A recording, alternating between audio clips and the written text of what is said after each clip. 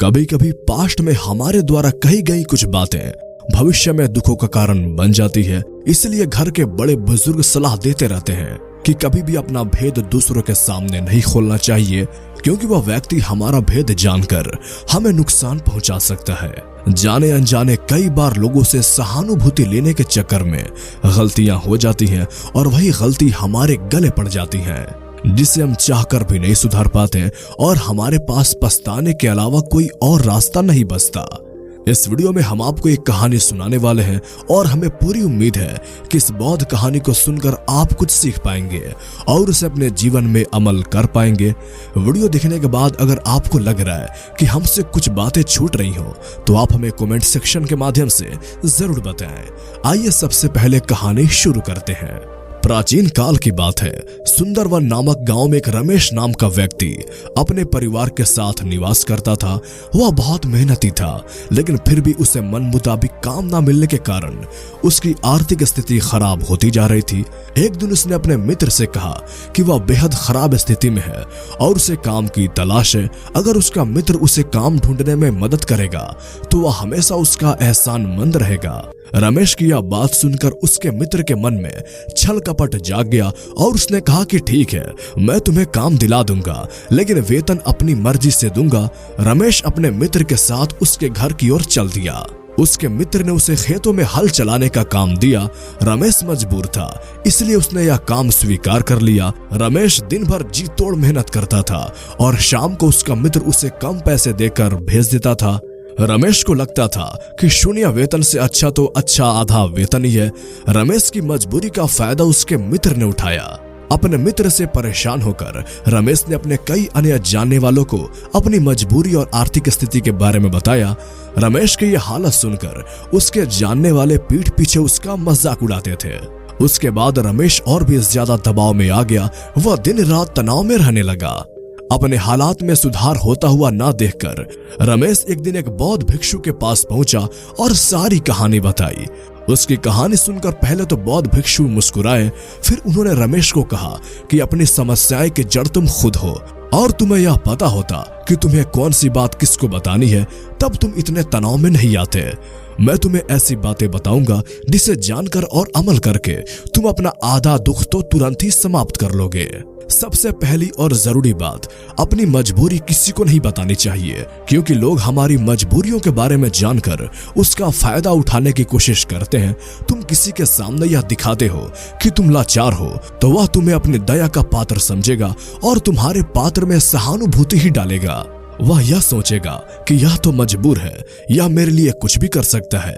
इस कारण कभी भूल कर भी अपनी मजबूरी किसी के सामने नहीं बतानी चाहिए। दूसरी सबसे खास बात, अभी भी अपने अतीत में की गई गलतियां और भविष्य की रणनीतियों को दूसरों को नहीं बतानी चाहिए। जरा सोचिए, अगर आपने अतीत में कोई गलती की है तो अब आप उसे सुधार नहीं सकते तो उसको दोहराने का क्या फायदा। अगर आपने किसी को भी अपने अतीत में की गई गलती को बताया है तो उसकी नजरों में आपकी गलत इमेज ही बनेगी। इस कारण कभी भी अपनी अतीत दूसरों से शेयर ना करें। जरा सोचिए, अगर आपने अपने भविष्य के लिए कुछ सोच रखा है और आप उसे दूसरों से शेयर कर देते हैं तो उस लक्ष्य तक पहुंचने के लिए आप पर कितना दबाव आने लगता है। मान लीजिए कि आपने सोचा है कि आप भविष्य में बिजनेस करेंगे।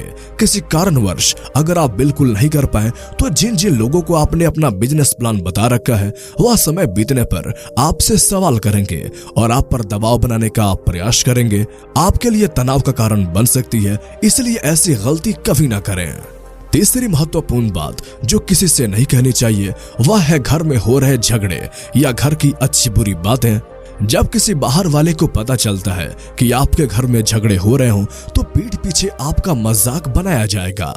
घर में जो झगड़े या फूट चल रही है उसका फायदा उठाने की कोशिश करेगा।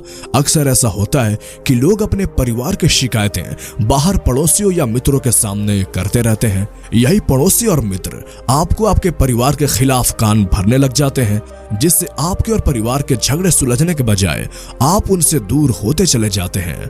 परिवार तो आखिर परिवार होता है, कब तक उनसे नाराज रह सकते हैं। तो बेहतर यही होगा कि अपने परिवार की बातें कभी बाहर शेयर ना करें। अगर आपको अपनी कमजोरी और ताकत का पता है और आप बेहद बुद्धिमान हैं, तो आप अपनी कमजोरी और अपनी ताकत को अपने तक ही रखें। इन्हें कभी भी दूसरों के साथ ना बांटें, क्योंकि दूसरे लोग अगर आपकी कमजोरी के बारे में जान जाएंगे तो अक्सर आपको मुसीबतों का सामना करना पड़ेगा। इसके अलावा अगर आपकी मजबूती का किसी को पता चल गया तो वह उसे कमजोरी बनाकर आपके खिलाफ इस्तेमाल कर सकता है। इसलिए सदैव सचेत रहें और अपने आप को मध्यम दिखाने की कोशिश करें, ना कि बहुत अधिक कमजोर अथवा ताकतवर। कमजोरी और ताकत तो इतने निजी होते हैं कि उसे अपने पति पत्नी के साथ भी शेयर ना करें। एक किसी को भी आपकी कमजोरी का पता लग जाएगा तो आपको हमेशा के लिए उनसे दबकर रहना पड़ेगा।